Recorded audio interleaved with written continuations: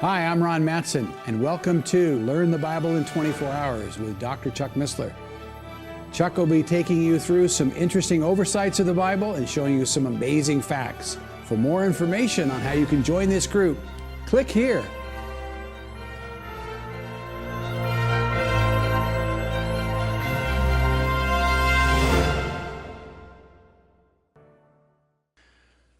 Well, we are in hour 9 of Learning the Bible in 24 Hours.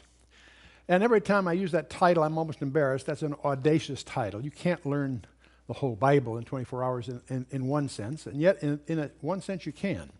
Because our goal, of course, is to get a grasp of the whole. And once you have a perspective, you always know what questions to ask, and you can dig into the specifics. But this will give you an overview. But this particular hour, we've actually budgeted the entire hour for a single book.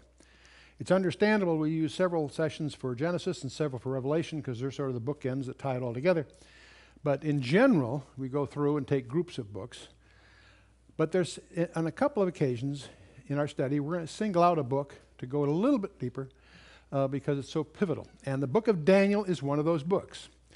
Very popular book. I would say after Genesis and Revelation, it's probably the most popular book to study, especially for Gentiles, because it's one of the books of the Old Testament that really includes some very special treasures for everyone, of course, but also specifically for the Gentiles. So we're getting into the book of Daniel, very colorful book.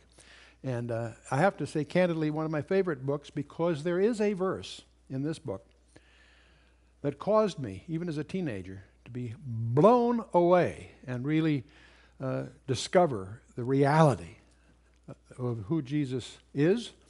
And it was that verse that I was a Christian. I had accepted Christ, but the discovery of the implications of the last four verses of Daniel 9 is what really galvanized me to understand the reality that the Bible is true and Jesus Christ really is who he said he is. Well, we'll get there.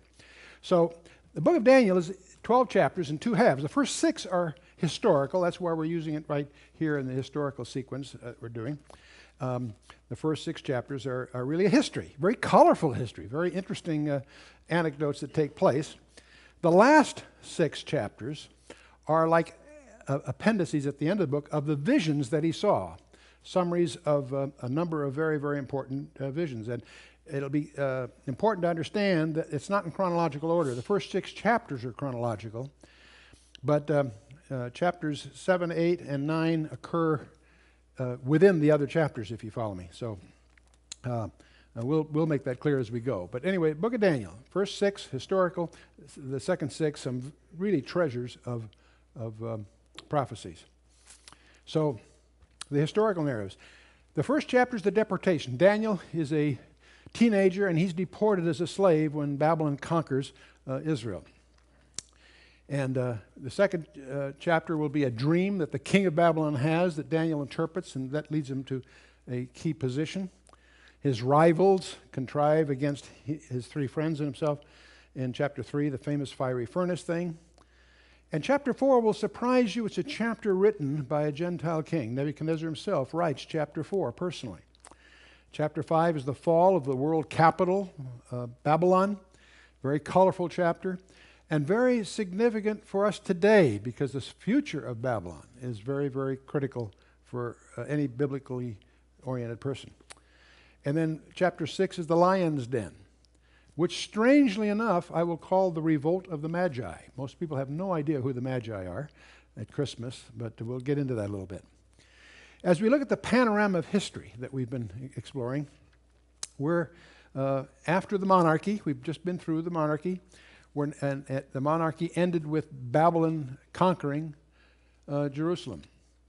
So we're now approaching that period of what's called the exile, where they are captives for 70 years.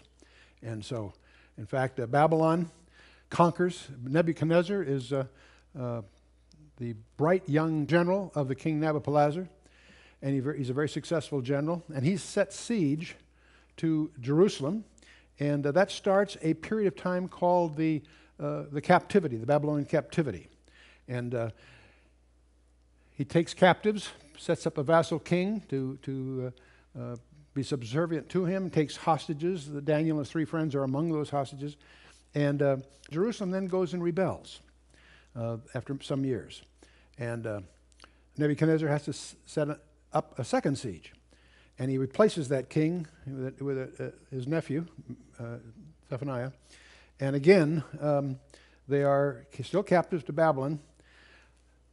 During this period of time, Jeremiah from Jerusalem and Ezekiel from Babylon are saying, don't rebel, because if you rebel again, God will destroy Jerusalem. And the false prophets convince the king, get him on an ego trip, and he goes ahead and rebels against Nebuchadnezzar. And by now, Nebuchadnezzar's had a belly full of this whole situation. He lays a third siege and takes them all captive and destroys the city.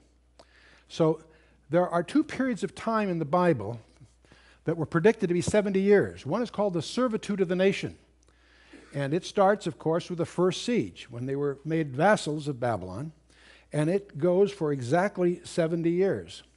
And finally, when the Persians conquer Babylon, under Cyrus the Persian, that ends the Babylonian captivity. That ends the servitude of the nation, because, as you'll see, we'll get into it, Cyrus frees them to go home. There's also a period of time called the Desolations of Jerusalem, and it's also predicted to be 70 years, and many scholars assume they're both synonymous. It's the servitude of the nation, the desolation of Jerusalem. They're both 70 years, but the Desolations of Jerusalem start from the third siege. 2 Chronicles takes us up to the end of the servitude, when they finally get to go back home. The Book of Ezra that we'll come into in the next session will deal with this, what's called the Post-Exile, after they get back from the exile, back from the captivity. And then, now the Desolations of Jerusalem, which starts with the third siege, ends when they're able to finally rebuild the city. And they do that under Nehemiah.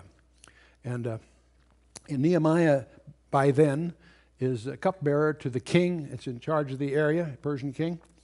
And he gets permission to rebuild the city. The temples is the problem. They've gone ahead and worked on that during the days of Ezra.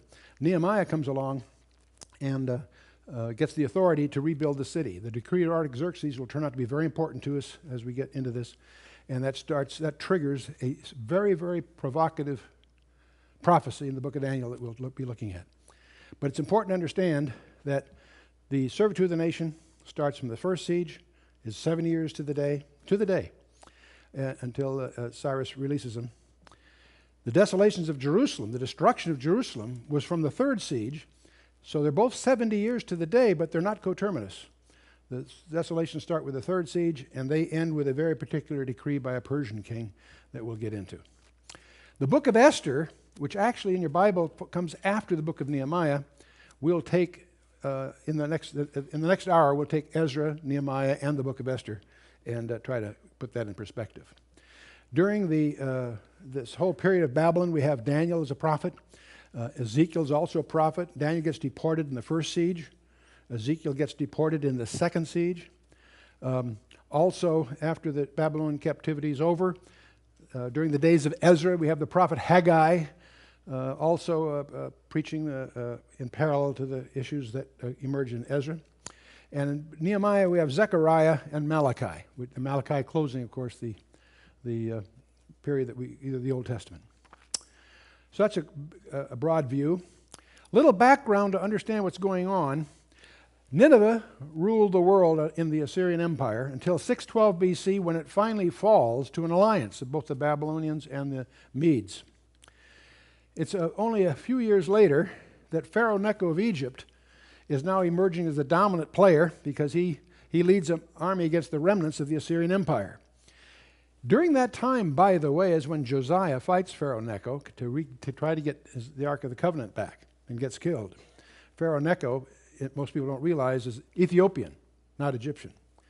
And that leads to a whole other study I encourage you to look at in terms of the possibility that the Ark of the Covenant is still being protected by the Ethiopians to present to the Messiah when he rules in Zion. But anyway, 3 years later, there is a famous battle of Kashmish, because by then Nebuchadnezzar, the general under Nabopolassar, the king of Babylon, his son, is a sharp guy, and he ends up defeating Pharaoh Necho at the Battle of Kashmish, which makes Babylon the dominant power in the region. This is the typical date used to mark the beginning of the Babylonian Empire.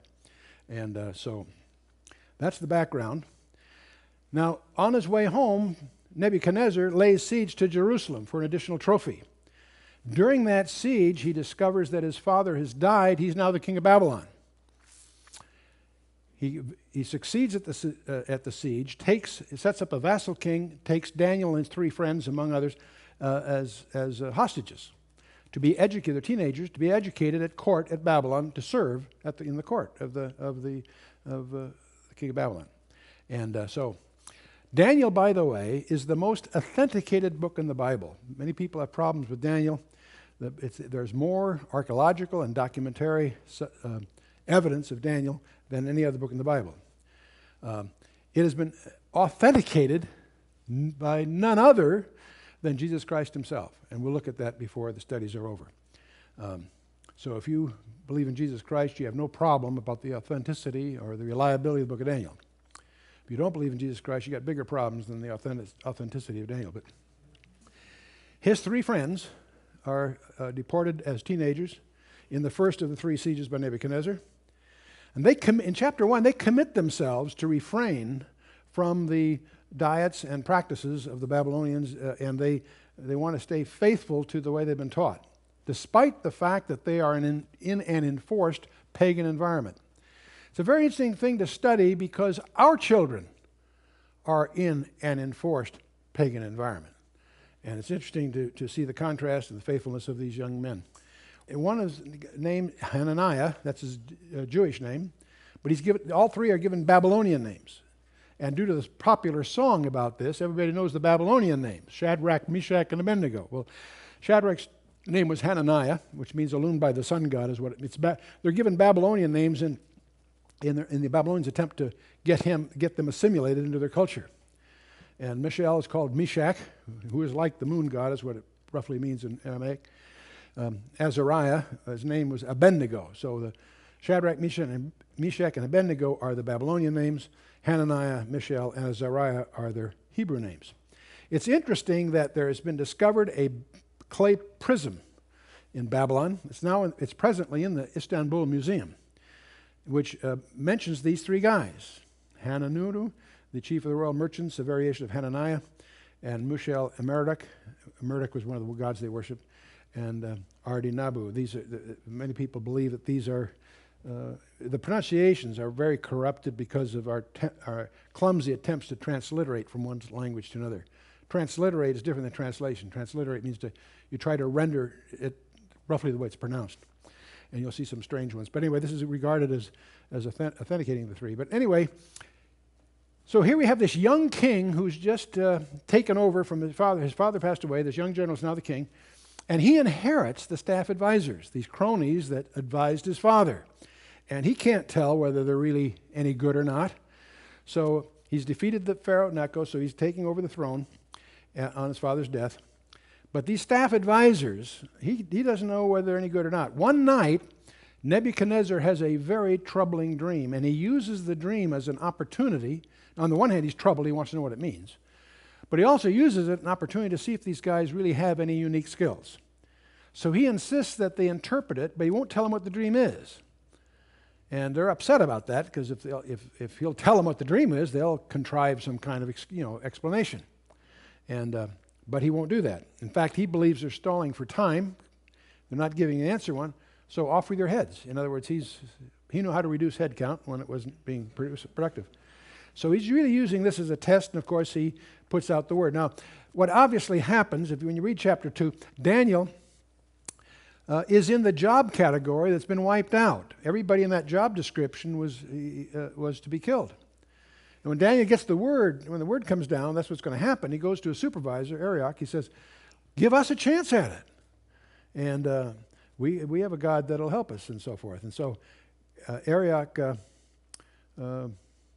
what Daniel does, he goes to his 3 buddies and says, "Boy, we have a prayer meeting tonight, guys, because tomorrow off with their heads otherwise." And so anyway, they go to Arioch. Arioch arranges for them to present to the king the results. And chapter 2 is one of the most dramatic chapters in the Bible because you've got these skeptics whose lives are at risk in the back row watching all this. And here's these 3 or 4 young guys. Daniel comes up and he explains to the king what his dream was, and he also interprets what it means. So this is not subject conjectures. Daniel will interpret the dream for you. But obviously, Nebuchadnezzar is profoundly impressed, and he elevates Daniel to high office. And so, now the dream that Nebuchadnezzar had, in his dream, Daniel explains, that he saw a metal image, a very tall metal image. The head was of gold, the arms and chest was of silver, the belly and thighs were of bronze, and the legs were iron, and the feet were also iron mixed with clay. And as you will discover, there are 4 different metals here. The 4th one has a second phase where it has something added to it. We'll get to that when the time comes. And then what happens is a stone cut without hands, hits it at the base, and that stone grows into a mountain that doesn't only just fill that region, but it fills the entire world. Pretty strange dream. If you had that kind of a dream, you'd probably be pretty troubled too. Well, Daniel goes ahead and explains it. He says, "You, king, are this head of gold, and but you're going to be succeeded by someone else." And what he lays out, what the metal image turns out to be, is a timeline of the great empires. Babylon first, Persia the next, then Greece, and then Rome. But Rome apparently is in 2 phases, because it's going to break into pieces, and then those pieces are going to recoalesce into a second phase of that first empire. So we'll call it, for our purposes, Rome phase 1 and Rome phase 2. And most scholars recognize that Rome in those 2 phases are represented by the iron and the iron mixed with clay. We're going to discover in a subsequent vision the same information that in effect supports this same view. We'll get to that when we get to chapter 7. But what's interesting here is Babylon, of course, rose in 606 BC, as I mentioned. In 539, the Persians conquer Babylon. And the Persians endure till a young guy by the name of Alexander the Great conquers the Persians in 332 BC. And Greece continues till about 68 BC, when this upstart on the Tiber called Rome by then conquers the Greeks. And the question is, who conquered the Romans? No one did. Right on, exactly. Rome broke into pieces, and each one of those pieces has had their day in the sun. And the Dutch did, the Germans twice, the French did, Spain did with the Armada, England with as mistress of the seas and so forth. But none of them quite equally. And what the profile is presented is that these elements are going to recoalesce again into a final version of the original empire. And that will be the last empire on the planet Earth, because, I should say next to last, because that's the one God intervenes with and sets up his own kingdom. And that's what the mountain, the stone cut without hands, it turns out to be the Messiah. And the mountain that fills the whole earth is God's kingdom. It's going to take over. And so we have the whole profile. Now, as most people know, the Cradle of Civilization was what we call the Fertile Crescent. There was Egypt, Assyria, and Babylon, preceding the time we're talking about here with Daniel. But in Babylon, there was a city called Babylon that then conquered the area, and this brings us contemporaneous with Daniel. But after Babylon, of course, will come the Persians. And the Persians not only conquered, but expanded their holdings substantially. And then this young guy, in a matter of just a few years, conquers the Persians. And Alexander the Great, a very incredible career. And when he dies, the empire gets divided.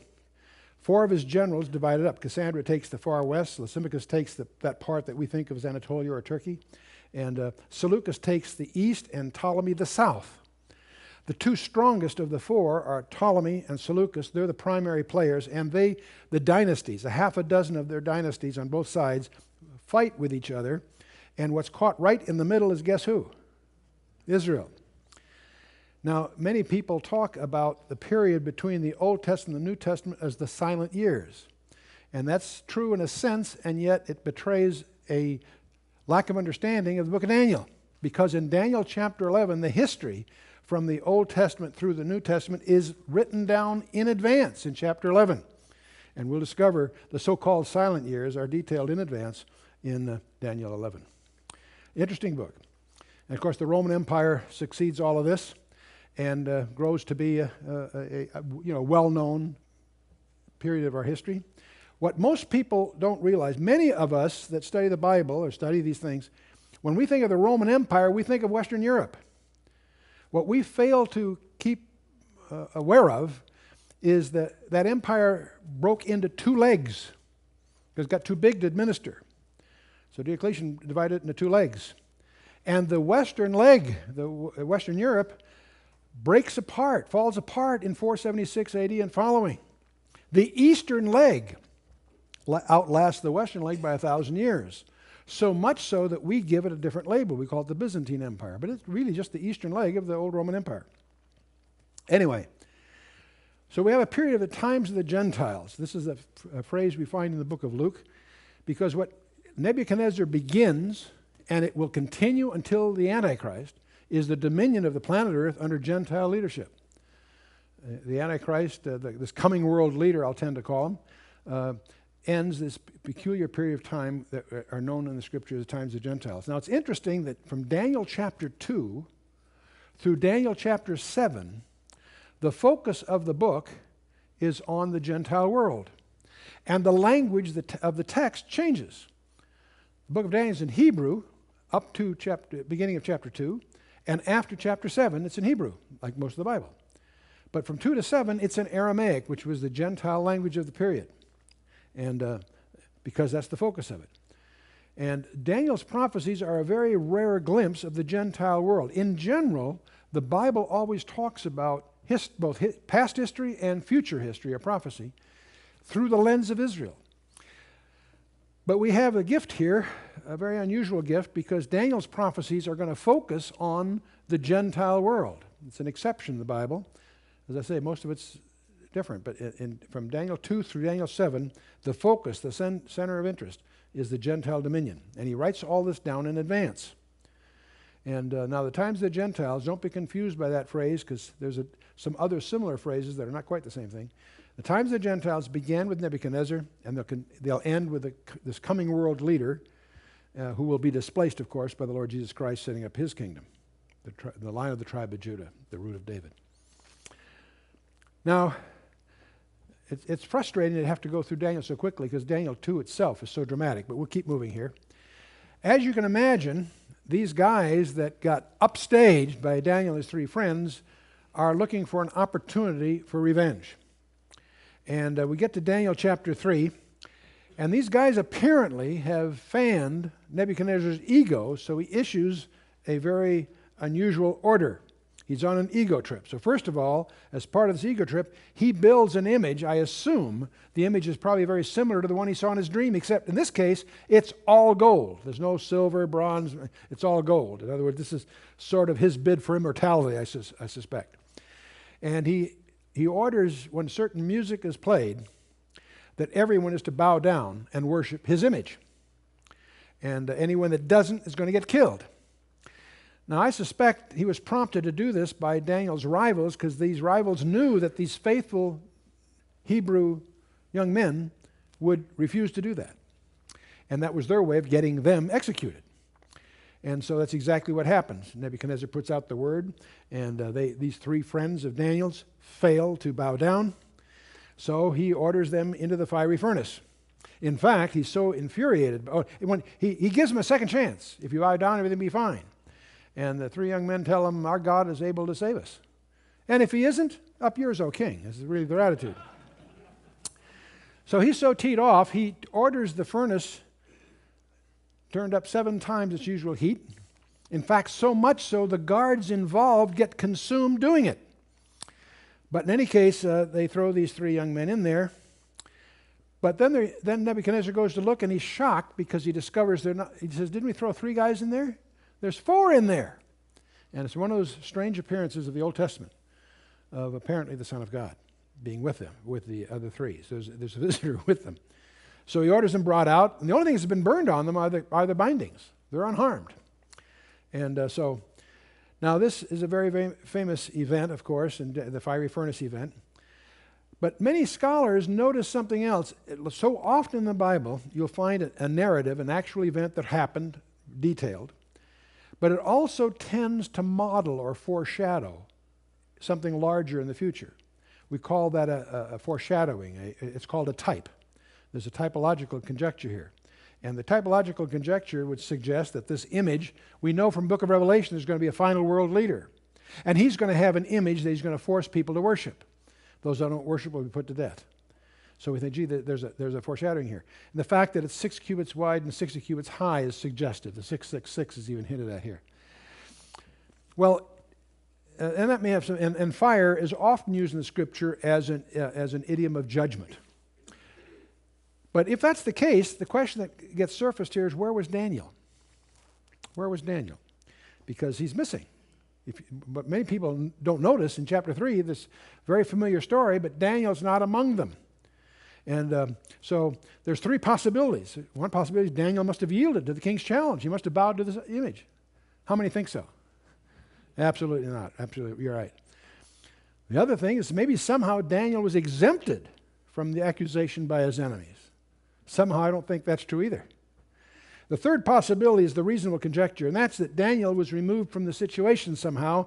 I suspect that since he was so senior for the king, he was like virtually prime minister, that he was sent on some errand for the king, some foreign assignment to go do. He's on some kind of a trip. And that's what his enemies took advantage of to try to get his 3 buddies executed. The point is that Daniel doesn't explain why, but Daniel's not in this situation. And so many people that make a point of that it's kind of interesting that there's apparently a privileged believer removed before the judgment. And so I wouldn't make doctrine from that, but I think it's interesting to observe.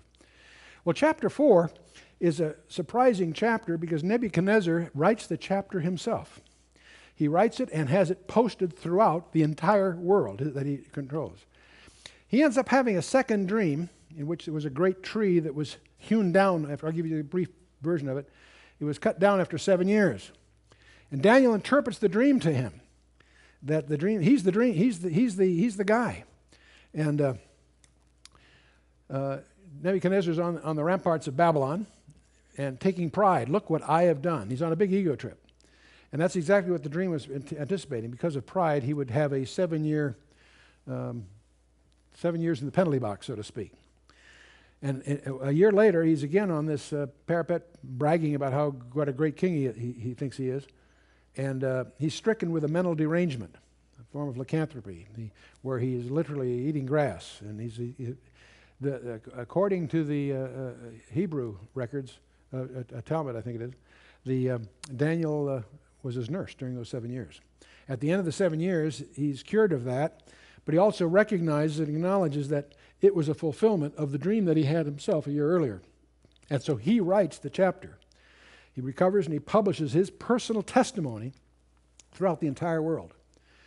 And I personally, from reading chapter 4, will not be surprised when in heaven if I run into Nebuchadnezzar. I think he's a saved person, interestingly enough. He had a very intimate relationship with his friend Daniel. They were very close, apparently. But anyway, the reason he's so prideful, you need to have a little perspective of Babylon. The city of Babylon, of course, was fed by the Euphrates. It straddled the Euphrates virtually. And and it had a double wall system. If you look at just the Babylon proper, it has a double wall and a moat, and they had 250 watchtowers, 100 feet higher than the wall itself, and there's a banquet hall involved. I'll show you where some of this stuff is. That's the town itself. There's a processional way up at the top, and there's the Tower of Babel that's featured in Genesis 11, the Temple of Marduk, and so forth. The king's palace is going to be the scene of the events in chapter 5. And that building has been rebuilt. Saddam Hussein has even used it for affairs of state. But notice how the river Euphrates goes through the city to provide it water in case of a siege, but that water feeds the moat that protects the city. And the wall was no trivial wall. They had chariot races 4 to 6 abreast on top of the wall. So you're talking 15 miles on a side. So this is a sizable place, and it was considered impregnable, and therein lies their vulnerability, that belief. Now, the kings of the Babylonian Empire, after Nebuchadnezzar, of course, had Nebuchadnezzar as his son that established the kingdom. And he has 2 sons and 2 daughters. And his first son takes over for a bit, but he's a bad apple. His other daughter married. But Neriglissar he takes over, and his son, I think, lasts 2 months. And then finally Nabonidus takes over. And he has his son, Belshazzar, as a co-regent. We'll discover that Nabonidus was he had married one of Nebuchadnezzar's daughters. He is just not interested in Babylon. He's off in foreign intrigues down in Arabia and doing other things. In fact, he had not been in town for 14 years when it finally falls. And that's worth understanding because there's a huge discrepancy. The secular world had all kinds of evidence that Nabonidus was really the king of Babylon when it fell. And that's why the Bible couldn't be correct. Well, they discovered more recently things that point out that Belshazzar, his son, was reigning at the time exactly the way Daniel says. So not only do we know that Daniel wrote that chapter 5 was correct, it had to be by an eyewitness, we know now. But Daniel 5 is the fall of Babylon. Very, very colorful amount of history here. Instead of the Persian army is on the horizon, instead of defending the city, he throws a party for 1,000 of his nobles. And big mistake. The Persian army is formidable and been on the uprise here. But they're having this big party, and Belshazzar does a dumb thing. He sends across the street to the museum to bring out the implements that his grandfather had taken from the temple 70 years earlier and going to use them as party implements. Well, that's just guaranteed to anger God even further. So what the party is doing great until they see the fingers of a man's hand writing on the wall. And of course, it's astonishing to realize how many expressions in our common day language come from Daniel. He saw the handwriting on the wall. You've all used that expression. There's numbers up. You're weighed and found wanting. Right? The idol has clay feet. You see, all these expressions are from the Book of Daniel, interestingly enough. The experts there can't understand what's being written. They can't decipher it, which is a surprise. But the Queen Mother, Nebuchadnezzar's widow, is still alive, and she says to her grandson, there was a guy around in your grandfather's day. You understand they don't have any word for grandfather in Aramaic or Hebrew, so when they say father, that just means a forebear. But anyway, she says there was a guy around in your grandfather's day that had the gift to do that. So they bring Daniel out of retirement, and he comes in. They offer him all kinds of rewards. He says, you keep your rewards. Before he gives them the answer he wants, he gives an eulogy for Nebuchadnezzar. He says, now there, your grandfather, there was a king, because whom he would set up, he set up, and who he'd bring down, he'd bring down. Not like you, Squirt. That's virtually the phrase of his discussion. But then after all that, he goes ahead and interprets the famous event. And what no one knew in the banquet hall, while this was all going on, the Persian army had arranged to divert the Euphrates upriver. So the water level went down, and they slipped in under the gates. They took over Babylon without a battle. And that's going to be important later, but this is going on while the party is going on here. Now, one of the questions that people ask, are there really hidden codes in the Bible? I get that question a lot because of our doctoral work and some other materials we have. And it's in the Bible. Proverbs 25:2 says, it is the glory of God to conceal a thing and the honor or duty of kings to search out a matter. They're definite. The Bible is full of surprises tucked away underneath the text.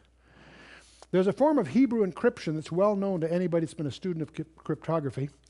We take the Hebrew alphabet, the 22 letters, take the first 11 and put the second 11 underneath it, so to speak, and then transpose. If you want an aleph, you use a lamed and so forth. And that's a simple form of transposition. And it's named after the first few letters. Instead of aleph, you have a lambda. Instead of a bet, you have a mem. So it's equivalent to ALBM. Album is the label given to this form of encryption. If you take the second half of the alphabet and put it in backwards, now you take the letters and put the others in there backwards, you get a different set of transpositions. And again, you have an aleph and a tau and a bet and a shin, and so it's called atbash. According to the Talmud, the belief among the Hebrew scholars is that the encryption that was used in the handwriting on the wall was a form of atbash, which means the handwriting on the wall, assuming it was atbash, would have said something like this, except it would be Aramaic letters rather than these letters that they use today. And using the atbash encryption, and transposing, you get what Daniel ended up reading to them. Remember that all languages go towards Jerusalem. In other words, everybody east of Jerusalem goes from right to left. Hebrew, Aramaic, Sanskrit, etc., etc., etc. All nations west of Jerusalem go from left to right. English, Latin, Russian, Greek, you name it. So anyway, so remember Hebrew goes backwards from our point of view. Anyway, so Daniel says many, many. That means, that the word means, by the way, the Hebrew only uses consonants. The vowels are inferred. That's a way of bandwidth reduction and so forth, but I won't get into all that here. Many, many means numbered or reckoned. And he interprets it. He says, God hath numbered your kingdom and finished it. The way we would abbreviate that is your number's up. Okay? The next word was tekel, which means weighed. Thou art weighed in the balances and art found wanting, Daniel explains. And the third word is peres, which means broken or divided. It says, thy kingdom is divided and given to the Medes and the Persians. And by the way, in your King James, it say upharsin. The U is simply a conjunction, and the pharsin is the plural of Paris, but don't worry about that in the transliteration. If you infer a different vowel than the E, say an A paras is the word for Persians. So there's a pun hidden in here also that's not brought up in your normal translations. But in any case, this, of course, is what Daniel announces. And that night, of course, Belshazzar is slain, and the Persians take over the city. We're going to talk a little bit more about that in the next session, because we'll get to Ezra, and I'll use that occasion to explain what Cyrus did when Cyrus makes his grand entrance, and that's a great scene, but we'll hold that for the next session. In Daniel 6, by now Daniel's about 83 years old, and one of the interesting things about Daniel's career is that he rises to power in the Second Empire. In other words, he was the number 2 man, so to speak, or he was high up under Nebuchadnezzar. He rose because he interpreted Daniel 2. He was given great privileges and responsibilities under Nebuchadnezzar.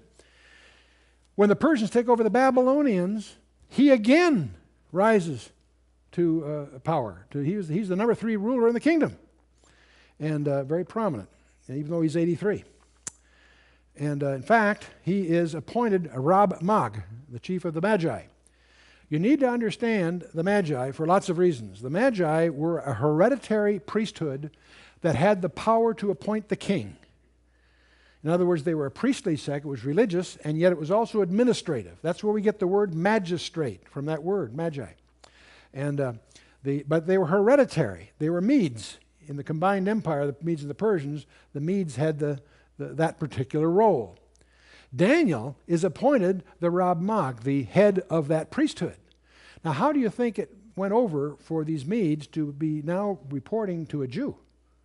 They were not excited about the prospect, apparently, because they're the ones, I believe, that engineered this attempted execution of Daniel. And so the jealous rivals entrapped him into the lion's den. The king of the Persians, they had a strange law among them in Persia, that the king could write a law, but he could not change it once it's written. We find that operative here in Daniel 6. It's essential to understand for the Book of Esther that we'll come to later, next session. But in any case, the king is tricked into signing this document, and if anyone's found praying to the wrong god, he gets to the lion's den. Of course, Daniel is very faithful, and he is praying. And so he gets into this lion's den. You all know the story. It's interesting that the king himself was upset, but he couldn't change it. And that next morning, he rushes there to see if Daniel's okay. He cares about Daniel. You see that all through this. And Daniel, of course, is miraculously spared. But something that is implied by this and some other writings is that Daniel apparently was entrusted some prophecies that he received some prophecies that he entrusted to a cabal, a secret subgroup of the Magi, that passed it on for 500 years. And these guys are the guys that follow the star to Bethlehem. And there's circumstances around that you need to understand. The Parthian Empire was the rival to Rome, and you need to understand that and who they were to really understand why Herod was so nervous when they arrived and why he was so deferent to them. There's a whole background there, but ultimately these Magi would followed a prophecy that would lead them to a manger in Bethlehem. And we'll deal with that, of course, when we get to Matthew chapter 2. Well, we've gone through half the book of Daniel. The last half are prophecies. There are the 4 beasts of Daniel 7, the ram and he-goat of Daniel 8, the 70 weeks of Daniel 9, and the dark side of the spiritual warfare thing in Daniel 10, and the climax of the book in Daniel 11 and 12. It's the final consummation of all things. Times of the Gentiles. We went through, bear in mind, we're looking at history through the lens of Israel, but here in this particular segment of the Bible, it's sort of an exception. We're going to see all of Gentile history in overview. And it's interesting, there's only 4 empires involved, not 7 or 3 or whatever, 4. Babylon, Persia, Greece, and Rome. Those 4. The 5th one will be God actually setting up his own kingdom on the planet Earth. And that 4th empire will be in 2 phases, and we'll get into that. We went through Daniel chapter 2, the gold, the silver, the brass, the iron, and so forth, Babylon, Persia, Greece, and Rome. In Daniel chapter 7, Daniel himself is treated to a series of visions. Daniel 2 was given to a man, and we see these empires as man would see them, bright, shiny metals. Daniel is given a vision of how they look to God, and the subject is the same, but the view is quite different. God sees them as a series of voracious beasts. The first is likened to a winged lion, and he's followed by a bear that rises up on one side. And there's another one that's sort of like a winged leopard. It moves so fast it doesn't even touch the ground. And then there's the last one. Daniel can't find a animal to even liken it to. He calls it the great and terrible beast, and it goes into a phase with 10 heads and so on. And we'll recognize the 10 toes on the one hand, the 10 heads on the other. We're going to realize these things to fit together like a jigsaw puzzle. And of course, the winged lion was a symbol of Babylon. The bear on one side raises up on one side. The Persians and the Mede, it was a coalition in which the Persians end up being dominant. And of course, the Greek Empire was characterized by its rapidity. Alexander in 12 years conquers the world, just a few years. At age of 29, he falls on his bed crying, there's no other worlds left to conquer. And so, but Rome, of course, emerges in roughly 68 BC, and at the Battle of Actium is when Octavius defeats Mark Antony and becomes Caesar Augustus, if you will. And you finally get down to about 284 AD when Diocletian divides the empire. By then it's grown so big he divides it into the 2 legs. In 312 AD, Constantine takes over. He's so fed up with the politics in Rome, he moves the capital of the world to Byzantium, calls it Constantinople, the new Rome. And it endures till the end of the 15th century when the Muslims finally run it over. In 476, the Western Empire, of course, breaks into pieces, and every element's had its day in the sun. But let's go to Daniel 8, the ram and the he-goat. Oh, and by the way, Daniel 7 describes the final empire as when Christ takes over the world, and it goes into all that. Daniel 8 is a detail now on the Persians and the Greeks. This is about 2 years after the vision of Daniel chapter 7.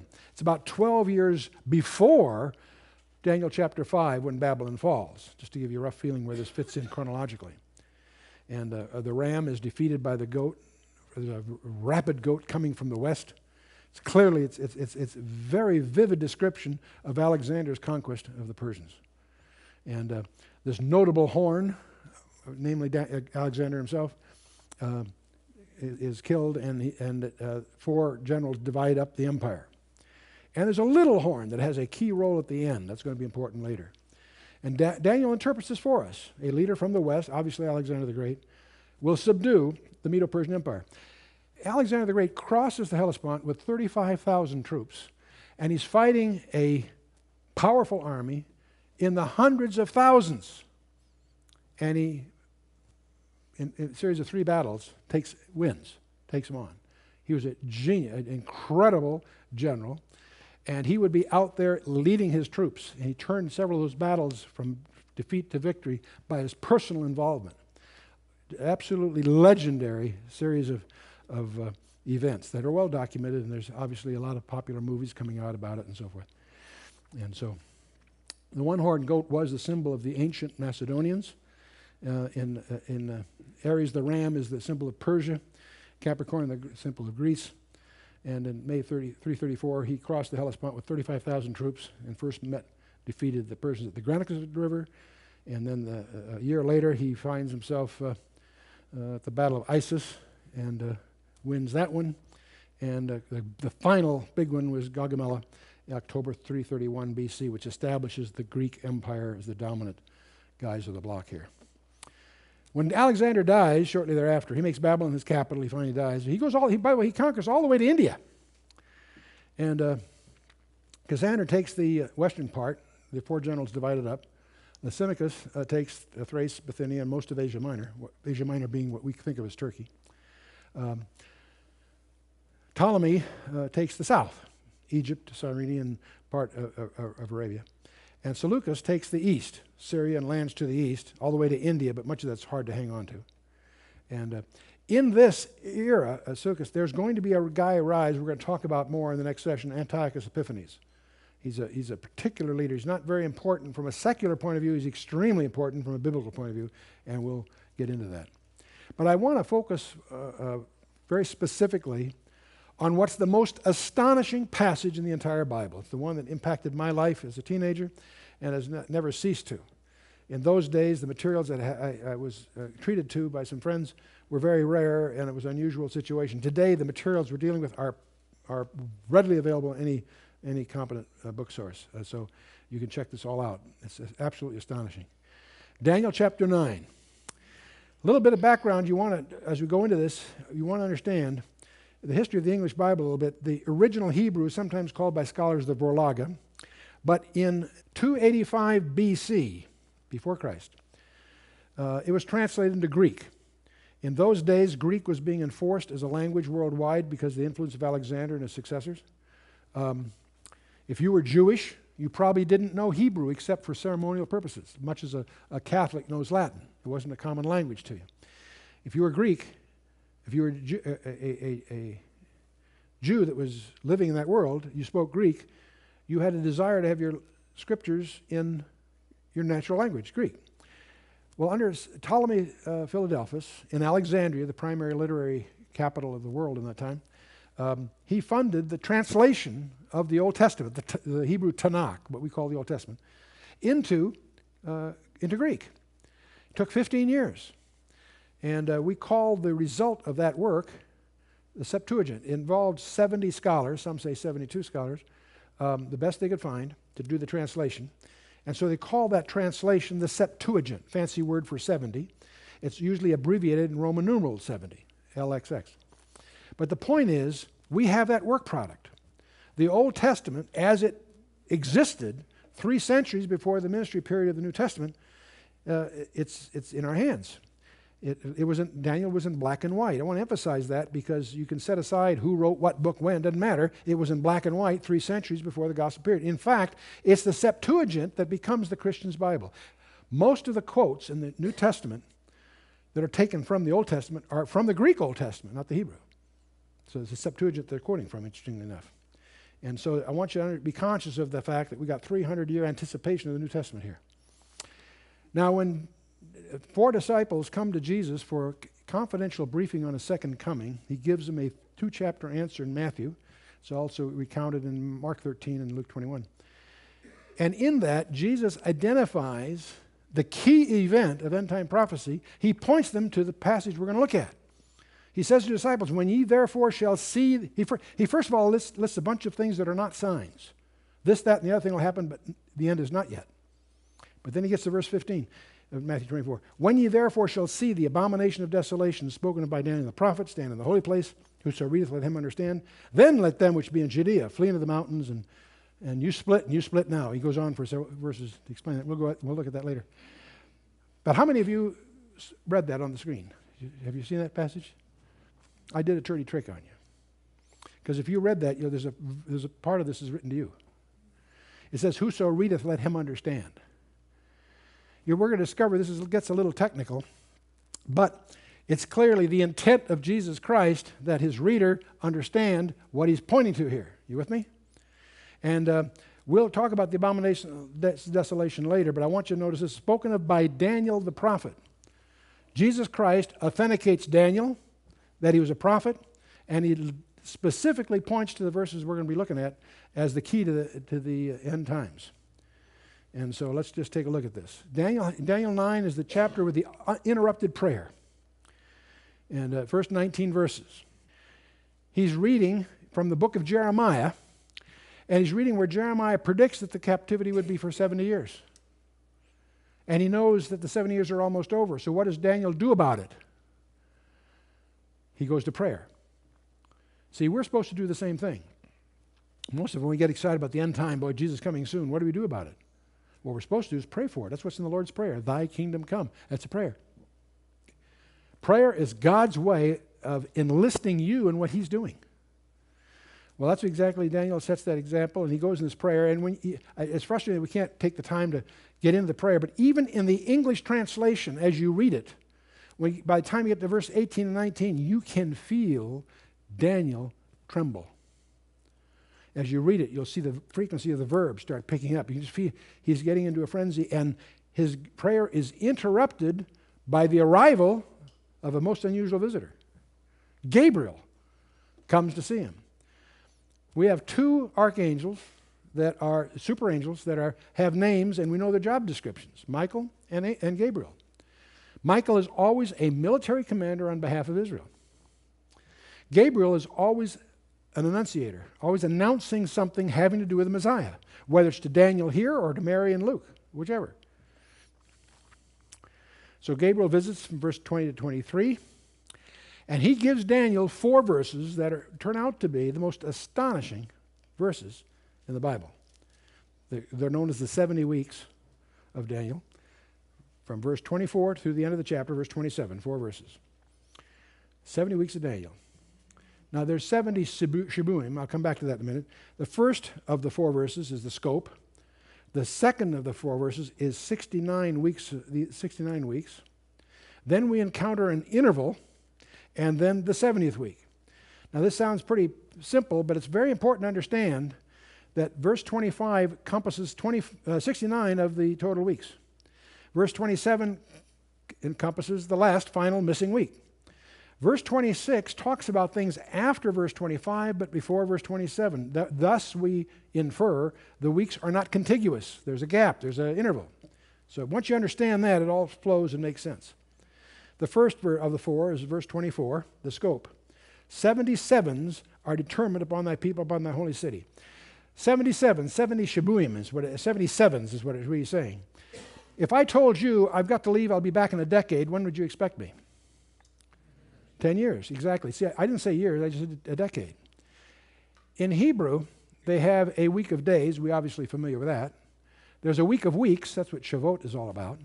There's a week of months. That's from Nisan to Tishri, or Tishri to Nisan, either way, is 7 months. And they also have a sabbatical year, 7 years. 6 years, you can plow the land. The 7th year, you're supposed to leave it rest. So there's a rest for the land also. So in the Jewish mind, there's all kinds of 7s. But a week of years is a very common unit of measure. When Jacob labored for his wives, he labored for 7 years for one and 7 years for the next one. He had to fulfill her week, is the expression in Genesis. And so on it goes. Well, anyway, so these are obviously weeks of years. 70 weeks of years, are determined upon whom? Get this, it's very important to know this right away. Upon thy people in the holy city. This has nothing to do with the church. It has to do with, it's Jewish. Daniel was Jewish. Upon thy people and upon thy holy city. It's on the Jews in Jerusalem.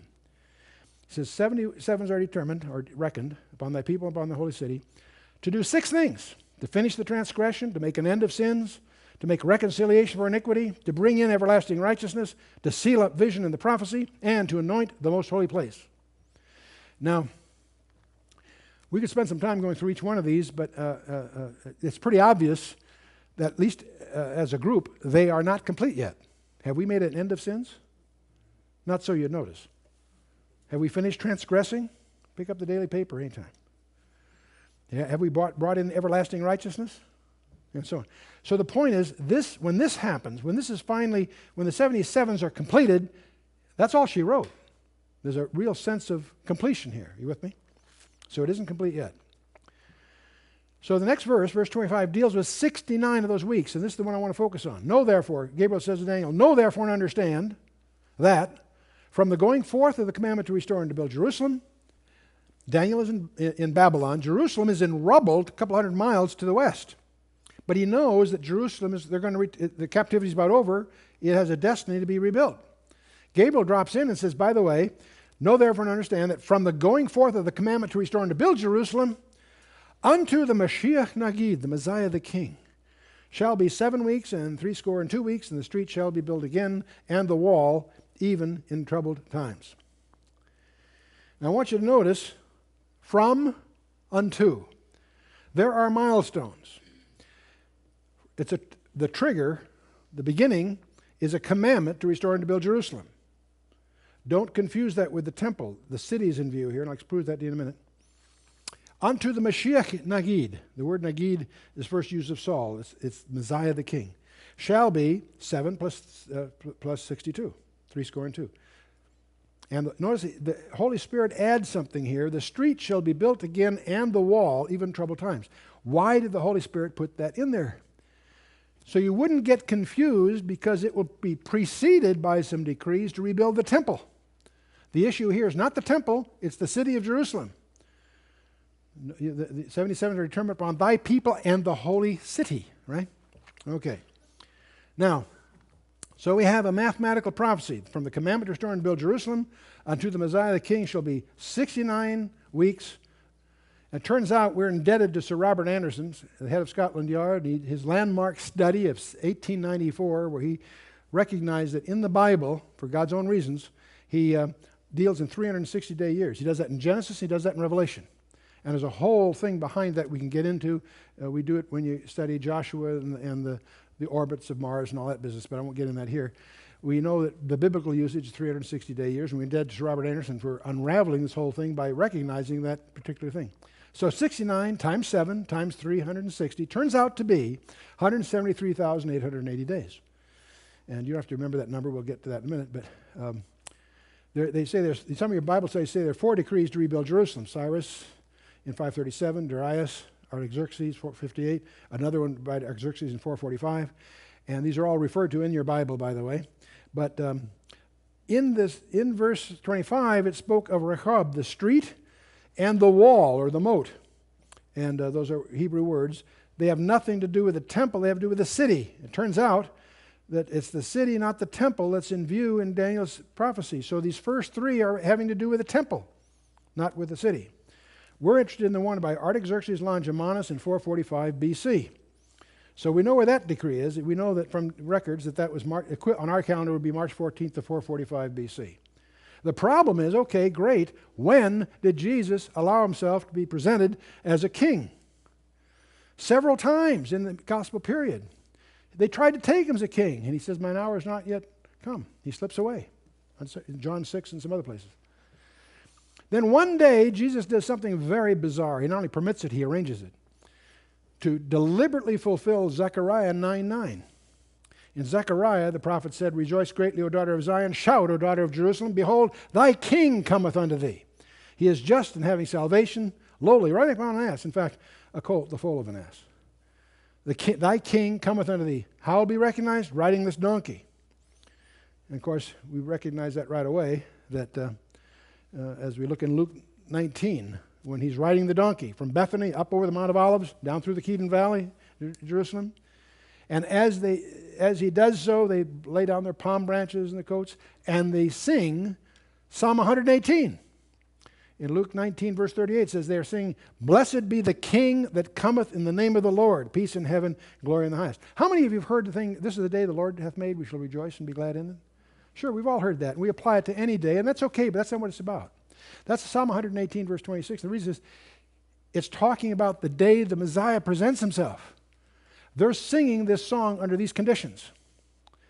Now, anytime you and I, as Gentiles, not having a good Jewish background, run the danger of missing something, the Pharisees come to our rescue.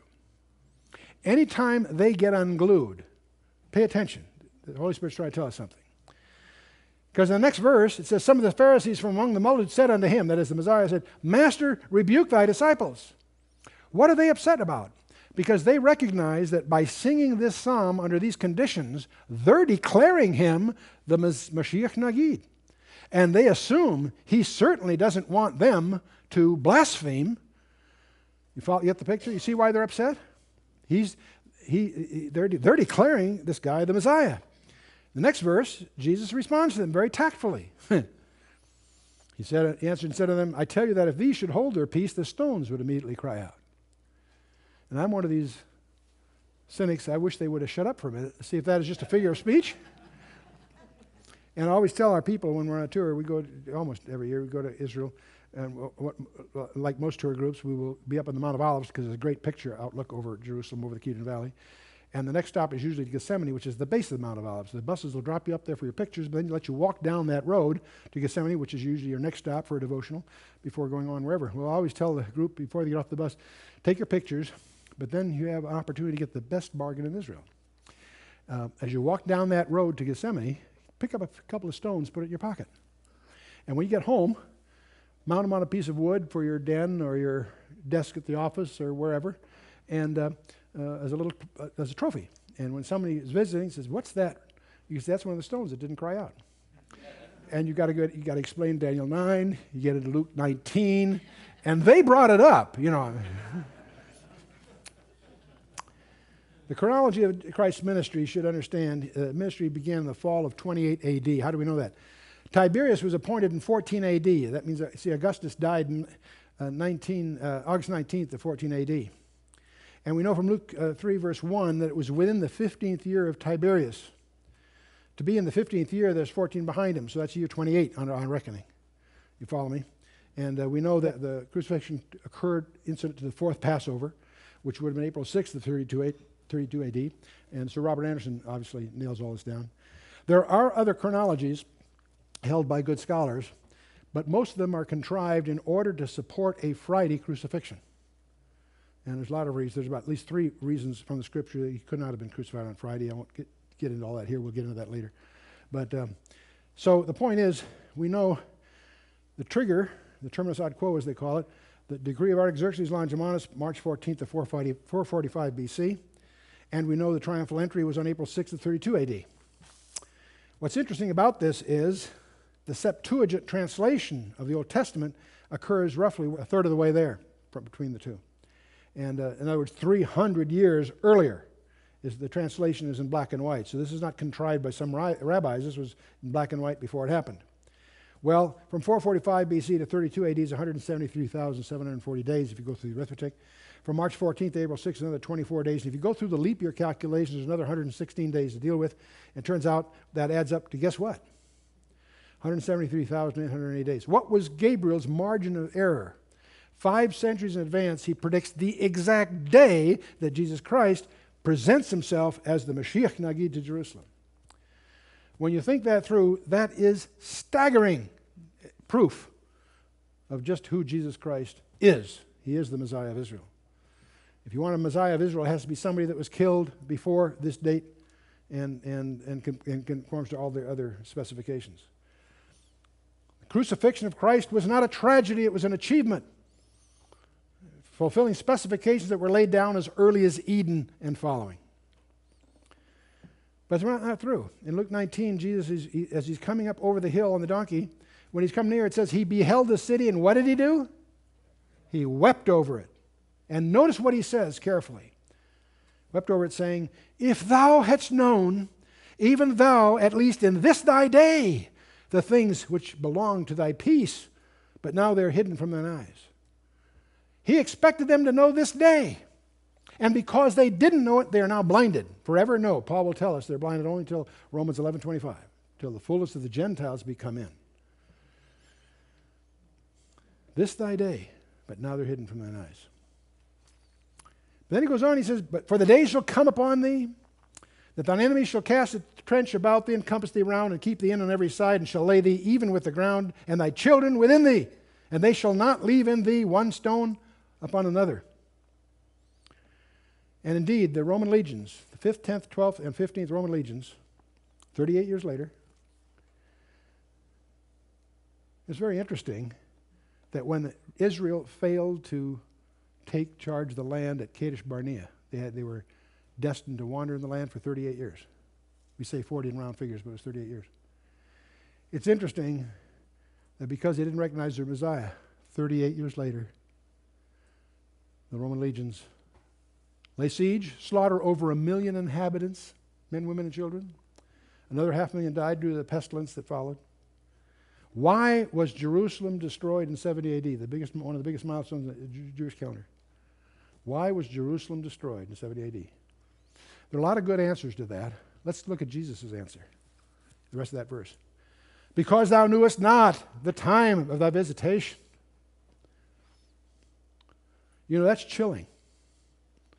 Jesus held them accountable.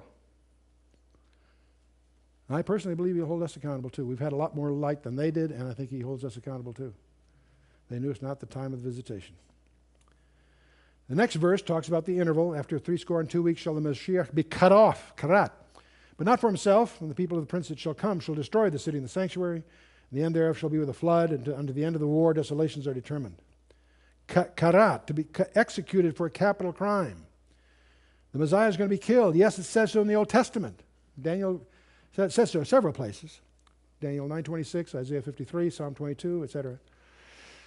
It also introduces another character, the prince that shall come. We know who the people were that destroyed the city and sanctuary, but here there describes the people of the prince that shall come. The prince that shall come is one of 33 titles in the Old Testament of a coming world leader. We tend to call him the Antichrist.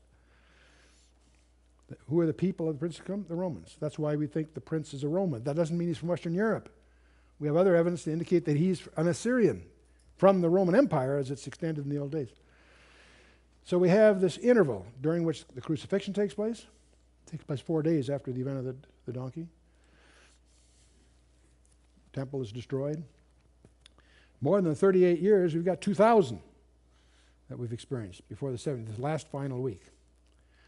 So this interval, by the way, is implied in 24 different verses throughout the Bible. The 24 is a very interesting number because it's also a symbol of the church from Revelation. The interval is defined, as I mentioned, from Luke 19:42 to Romans 11:25. And it's the period of the church. That's an era that's kept secret in the Old Testament pretty much, that Paul explains in Ephesians 3. The church was born at Pentecost, and there are prerequisites for the church. The atonement, the resurrection, and the ascension all had to precede it. Spiritual gifts are only given after the ascension. So there's a whole study in ecclesiology necessary here. But let's move on. The last verse of Daniel 9, and he, that is the prince that shall come, if it's the pronoun always refers to the last mentioned antecedent, which was, of course, the prince that shall come, shall enforce the covenant with the many, it's an idiom for Israel, for 1 week, the final week. And in the midst of that week, he will cause the sacrifice and the oblation to cease.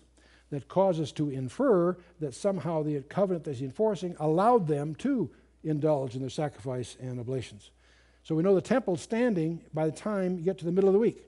We don't know when the temple's built. It could be built during the first half of that week of years or even earlier, who knows. But he desecrates it here. He causes the sacrifice and the oblation to cease. Paul details this for you in 2 Thessalonians 2 and elsewhere. And for the overspreading of abominations he shall make it desolate, even unto the consummation. And that determined shall be poured upon the desolate. And so ends Daniel 9. In this verse we find time, times, and half a time. We find that in Daniel 7:25, Daniel 12:7, Revelation 12:14.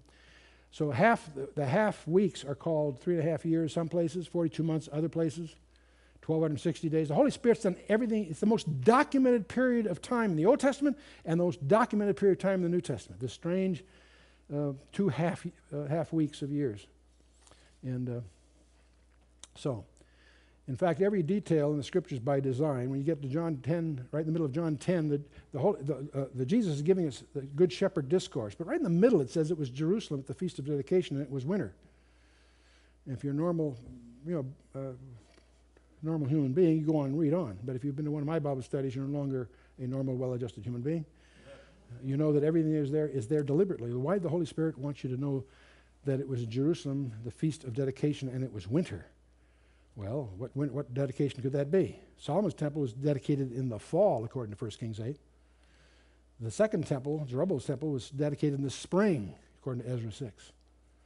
What temple occurred in the winter? The rededication of the temple on the 25th of Kislev, when celebrating the rededication subsequent to Antiochus Epiphanes desecrating it. That happened 2 centuries before Jesus made the remark, and we're going to talk about that. There's a very peculiar event called the Abomination of Desolation that we'll talk more about in the next session. It ushers in a period of time, a time of trouble as the world has never seen to that time or ever would see again. And Jesus himself labels it the Great Tribulation by quoting from Daniel 12. And the 2 halves of that week, as I say, are documented many, many times over. And Jesus says that in this discussion with the disciples, there shall be great tribulation such as not since the beginning of the world of this time, nor ever it shall be. And except those days should be shortened, there should no flesh be saved. But for elect's sake, those days shall be shortened. He's quoting from Daniel 12. We haven't gotten there yet, but it says, that time shall Michael stand up, the great prince which standeth for the children of thy people, and there shall be a time of trouble such as never since there was a nation, even to that same time. And at that time thy people shall be delivered, every one that shall be found written in the book. And Jesus says in another place, in Hosea, he says, I will go and return to my place till they acknowledge their offense and seek my face. In their affliction they will seek me earnestly. In order for him to return, he must have left his place, right? So even though that's in Hosea, last verse of chapter 5, it's obviously referring to the return of Jesus Christ. And of course, the end of the week, of course, we have the second coming, and we have the gathering of the church, and there's a number of different views. Some feel that the gathering of the church is at the end of the 7 years. Some feel it's in the middle. Some a little later than the middle. We hold the view ourselves that it's before the 70 week even starts. In fact, by a short distance ahead, probably. There are good scholars supporting each one of these, and we will discuss the pros and cons of each one of these later in the study. But we do know that 69 weeks are behind us. The 70th week, we believe, for lots of indicators, are not far away. So it's an exciting time. You might be interested to know that the 490 years that are represented by the 70 weeks is the 4th such period in Israel's history. Because if you take the period from Abraham to the Exodus and subtract out the years that they were in disfavor, it was 505 years on the one hand, but just take out the 15 years that Ishmael was a usurper, in effect, you have 490 years. If you go from Exodus to the temple, that's 601 years, but if you subtract out the servitudes of the judges, which are 111 years, you again get this interesting number of 490 years. If you go from the temple to the Edict of Artaxerxes, you again have 560 years, but you subtract the 7 years of the Babylonian captivity, you have again 490 years. And of course, from Artaxerxes to the first advent, the 69 weeks plus the 70th week, we don't know the interval. The interval Israel's set aside for the moment. So this is, I think, was first noticed by Clarence Larkin back in 1919, but it's an interesting possibility. I share it before you. Daniel 10 will give us a glimpse of the dark side, a very brief episode here. It's a prelude to the final 2 chapters of the book. Daniel fasts for 21 days. An angel is sent. When he gets there, he points out he was withstood for 21 days by a creature called the Prince of the Kingdom of Persia, one of Satan's hosts. And he can't get through until Michael comes and helps him. When assisted by Michael, the chief prince, and he's explaining to Daniel, he's going to give him a subsequent vision. That'll be Daniel, the last 2 chapters of Daniel 11 and 12. And then he'll have to go back and deal with that, the prince of Persia, and then he'll also have to deal with the prince of the power of Greece. This is just a glimpse, but we get the impression here that there are demonic hosts behind each of the major world empires. After all, it is Satan's world, isn't it?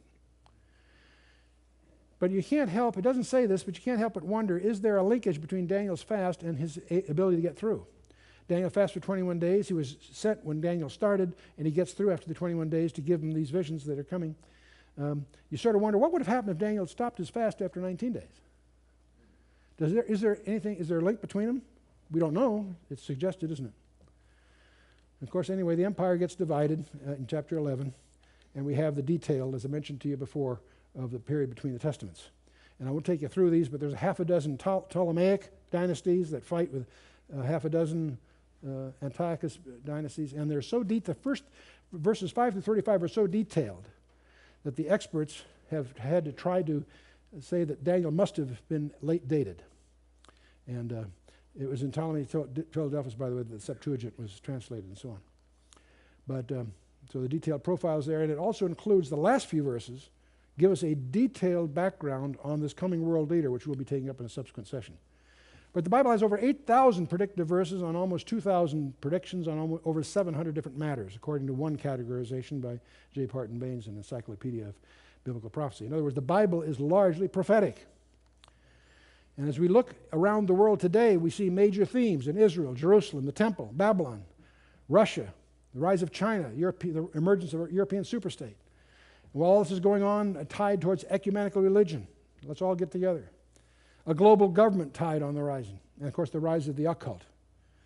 Each one of these is predicted in the Scripture. Each one of these is measurably emerging on the horizon. It's not one of them. It's not some one little thing. It's all of them. The tide of each one of them is clearly setting the stage for the big climax coming. Check it out. And the more you know about your Bible and the more you know about what's going on in the world, the more you'll begin to see that we are converging to the big climax. And the ultimate issue, of course, is that you and I are in possession of an extraterrestrial message. And it portrays us as both the pawns and the prize of an unseen warfare. And our eternal destiny depends upon our relationship with the ultimate victor in this cosmic conflict. Where do you stand with respect to him? Now, in the next session, we'll talk about the Decree of Cyrus. That's a very colorful thing. It'll blow you away. And we'll talk about Ezra, the rebuilding of the temple, and the book of Nehemiah, which focuses on the building of Jerusalem. And we'll talk about one of the most colorful dramas in the Bible, the Book of Esther. It'll have some, it's quite a drama, very colorful. It also, hidden underneath the text, are some surprises that we'll share with you, and then we'll talk a little bit about the intertestament period in the next session. Stay with us.